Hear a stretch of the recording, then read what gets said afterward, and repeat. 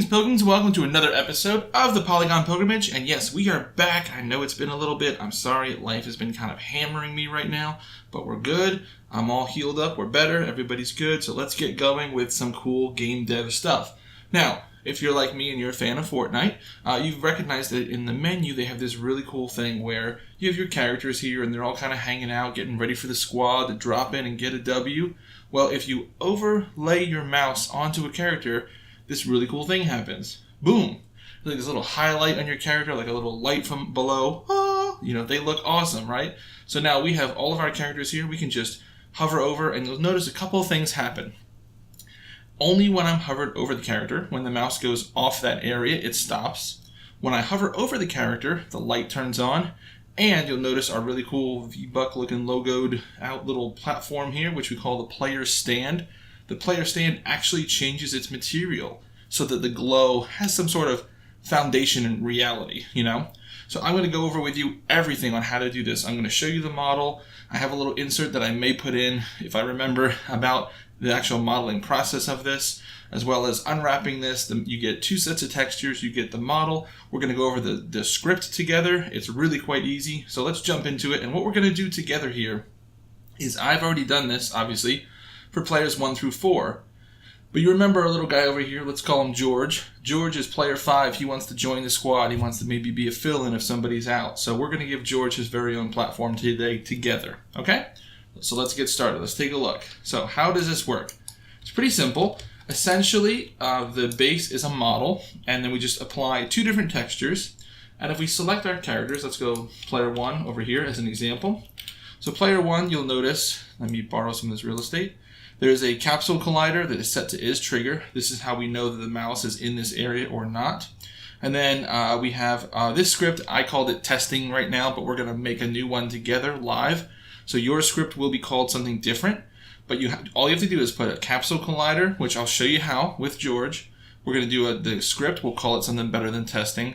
And then you just fill in these things. So we are going to create two materials together, and then we'll assign different scripts. So you'll notice that the script is actually on the player, and the player 1 base is down here, and the base is just the model. So the base itself is an empty object with the model and then the light. And so then you can change for each player. They could have a different light, different color light if you wanted, whatever you want. And we'll take a look at the texture here. Now the stand is currently showing the glow material because that's the last one that I applied. But what it does is it will apply the standard one first, and then it will swap out to the glow. So we'll go over all of that. I'll show you here. We've got the model here in Maya. So here's the model. So we'll talk about this. And then over in Substance Painter, I still have it open. Here's the actual painting. So we have that, and it's two sets of textures for you that we've got going. So all kinds of goodness here, so we're going to get into it. All right. So first up, we need to go over to George here, and George needs his model. So the model here is, I've got to import it into the scene, and this will be available in the description. There'll be a link to download the model. It's already unwrapped, and it's already set up for specifically these textures. So we need to bring one of these into the world. So we'll drop one of these in on here underneath his feet. There we go. And just move it into position. Make sure that he looks like he's standing on it and that it's not, up in his ankles or something weird. So we'll do something like that and get him all set up there. There we go. Now let's give this a name. So I've been naming them all player number stand. So we'll do player 5 stand. There we go. And then we'll put these down here. Right there. Actually, player 5 base. Pardon me. But you'll notice that it's actually a blank object here that contains these two things. Doesn't really matter. This is just a container, so you can drag it around. So you're fine like this. You just have to put the light there, and the light is tied programmatically, so it won't be on if you're not using it. Okay, so there we go. So this guy's in place. So now we have to assign a material to it. So what you can do is, I'll redo it for you to show you, but this is the easy part. You right-click and say Create Material, and we'll call this Player 5 Stand. Now you need two of these, okay? So I'm going to hit Enter, and then I'm going to hit Control-D on the keyboard to duplicate. So there are two materials here. And if you click this, it'll become like that, and then you can change this. So I'm going to add it into this default. So this is just how it normally is. So I'll click and drag and drop that right there. You can also click and drag from here to here, and you'll see it'll change and say, well, what do you want me to put this on? This guy right there.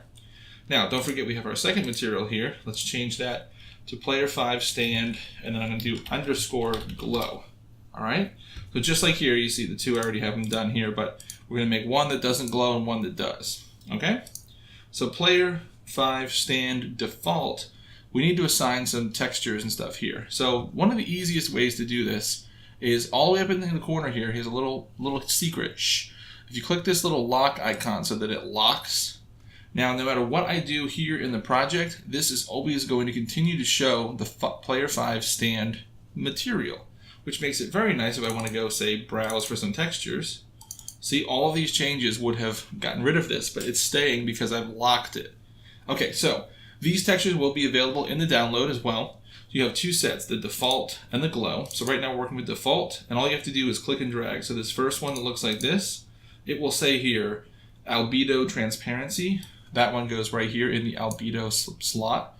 And now you can see the textures appearing. So an albedo, also sometimes called a diffuse. This is just the raw colors.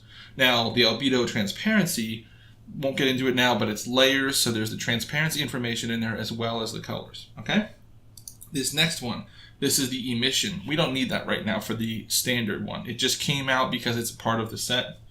Next one is the metallic smoothness. That we do need. We'll put that there. And I'm going to put this down to 0.5 because it's kind of overpowering if it's not.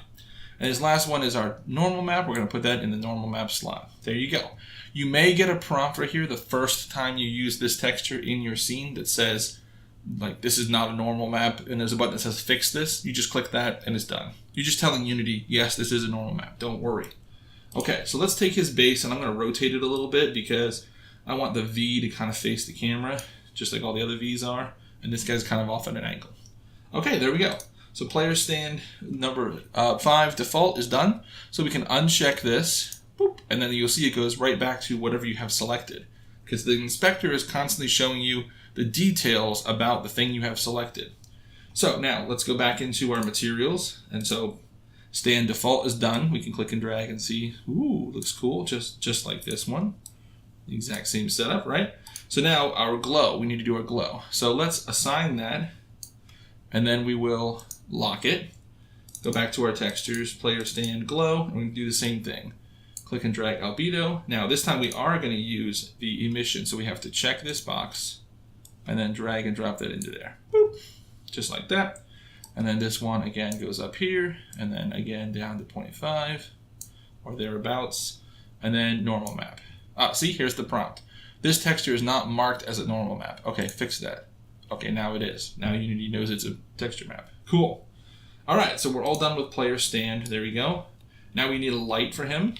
So I'm going to borrow one of the lights from the other characters. So if I just go up to player 1, because he's closest, and it's in his stand, which is right here. Player 1 base, sorry. So let's duplicate that light. Boop. And then I'm just going to move it down here. It's not actually attached to anything, it's just close to it. So now if I move this in front of him, something like that is good. Just like that. And let's, uncheck this, and let's name it here player 5 light, just so we don't get confused.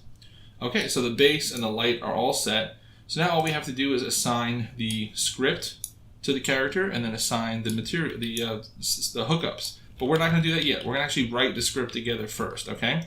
So I'll show it to you, and then we're going to write it. So if I go to player 1, the setup here is the collider and then the script. So let's go to player 5. Where is he at? Player 5 is way up here. There he is, right here. So we need to add some things. So we're going to add a add component. And if you see here, it'll start like this. If you type in here, cap, it'll come up capsule collider. We want that. We'll click that. Thank you. Now this determines the area around the character that we can hover over to make the effect work. So what I've done, I kind of figured it out here. For the center, I'm going to put this at 0.75, so it's kind of around his waist. And for the height, I'm going to put this at 2. And that's a general area around him that's close enough, and that's pretty good. Don't forget to click is trigger. Okay? Now, we need to assign a script here, which is going to do the work for us. So let's take a look at player 1 and see what we have for the script. The script has 4 things. We need a hookup to the light, a hookup to the stand in order to reach in and change its material, and then we are going to store the 2 materials so we can swap back and forth. Okay? So let's go to our main menu section, scripts. I'm going to right click and say create C# script. So we're going to call this menu hover, right? Something like that. So this is for the main menu when we hover over stuff. What do we want to do?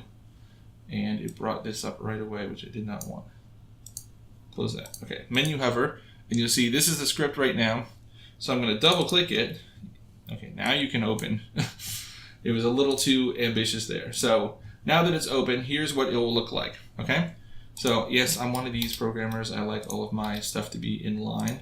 It just helps me visualize it opens and closes, open and close instead of opens, close, open. It's just weird. Okay, so we're not actually going to use the update. So we don't need that. Is that correct? Is that a correct statement? It is a correct statement. We don't need updates. Let's get rid of that. So up here, let's start with our variables, the things that we're going to need, right? So we're going to say public, which means you can access it in the inspector. So public game object, we're going to call this the hover light. When you do a public game object, and this is going to be the stand itself. We're going to need a public material, and I'm going to call this m_player stand _ default. Sounds familiar, right? Public material, m_player stand. Can you guess it? Glow. There we go.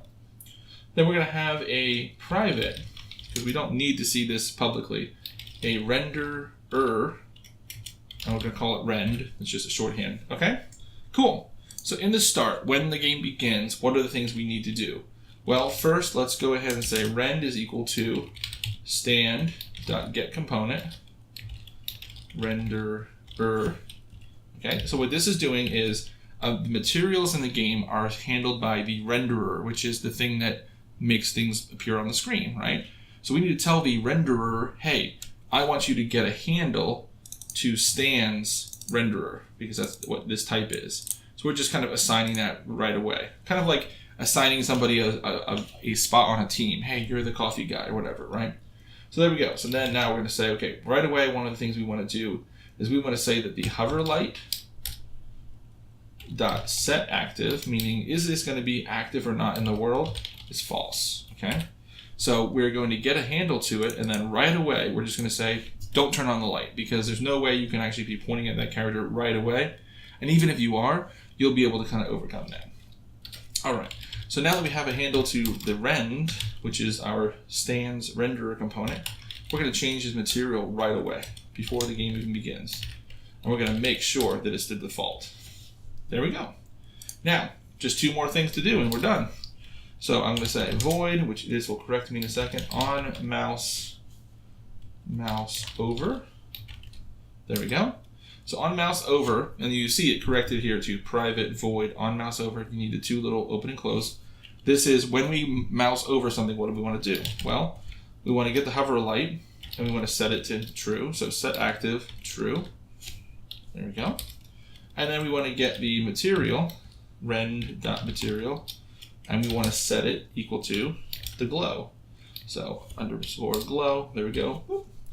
And then we're just going to go down here and say void, and this is on mouse. You'll see it will come up here, mouse exit, just like that. You hit enter, it'll just put it in there for you if it's Visual Studio. So private void on mouse exit, so over and exit. Then here we can just say same thing but in reverse, hover light dot set active is false, because we are no longer hovering over this character. So we need to put everything back the way we found it. Material equals m_player default. Now the elite programmers among you will see that yes, there's easier ways to do this, but I'm just trying to make it simple for everybody so that it's nice and compatible. There we go, we're done. So let's hit save, and that's our script. So we'll go back to Unity, we'll let it do its compile. You'll notice in the corner here it's always doing little circles spinning, and that's what you can tell that it's compiling. And when it's done, I always check the console. There's a whole bunch of warnings about some other stuff because I've got plugins and things installed. You can ignore that. If you hit clear and there's no errors, then it should run. Okay, so now let's go to our player 5. We have our capsule collider all set up. We have our light in front of him. We have our stand ready to go. So now we can add the script here. So let's go to project and our menu hover. And I'm just going to drag and drop that over here. And now you see how it says none game object. So this is where you have to do, I call it hooking things up. You connect things together. We need to drag and drop things in here so that Unity knows, you told me to look for something called this, and whatever's in this bucket, that's what I'm going to use. So now we're going to use that. So player 5 light, we're going to put that in the hover light. Player 5 stand is going to be, where was that? His base right here. Boop. And then the 2 materials are standard amongst everything. So we're just going to go to main menu, materials. And you'll notice here, see, I lost the connection to it because I didn't click the little thing. So let's go back to player 5 and click this. Now I can say which one, because now I can actually click this and read the description here. So the default, we'll put that in default. The glow, we'll put that in glow. And if I haven't missed something major, let's take a look and see if we did it. So now we can hover over any character, including good old George. And there you go. He lights up and he's ready to go. So now we have the whole squad ready to drop. Where are we dropping, boys? And now everybody glows when you hover over them. So this is awesome. Obviously, as we continue doing the Fortnite menu stuff, we're going to get rid of George from the main menu screen here. Bye, George. Sorry. But it'll make room for some of the other menu stuff. I have gotten a lot of requests to do the rest of the menu.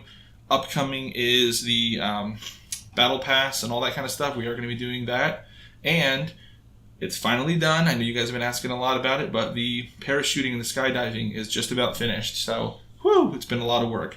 But we're almost done with that, so that's upcoming as well. So thanks for sticking with me. I hope you guys have enjoyed very much. If you have any comments, questions, anything like that, please let me know. Join the Discord. Link is in the description. Make sure you read the rules, the FAQ, and please be polite and respectful, and we're happy to help. And with the upcoming skydiving tutorial, a huge shout out to my good buddy Rich, who has joined the pilgrimage. He's a fellow pilgrim. He's helping me out with the coding. He is phenomenal. You guys will learn to love him just like I do. His name in the chat is Monsoon EXE. If you see him in the Discord, say hi, say thanks, Rich. And thanks again to all of you. So until next time, guys, keep practicing, get better, and I'll see you next time as the pilgrimage continues.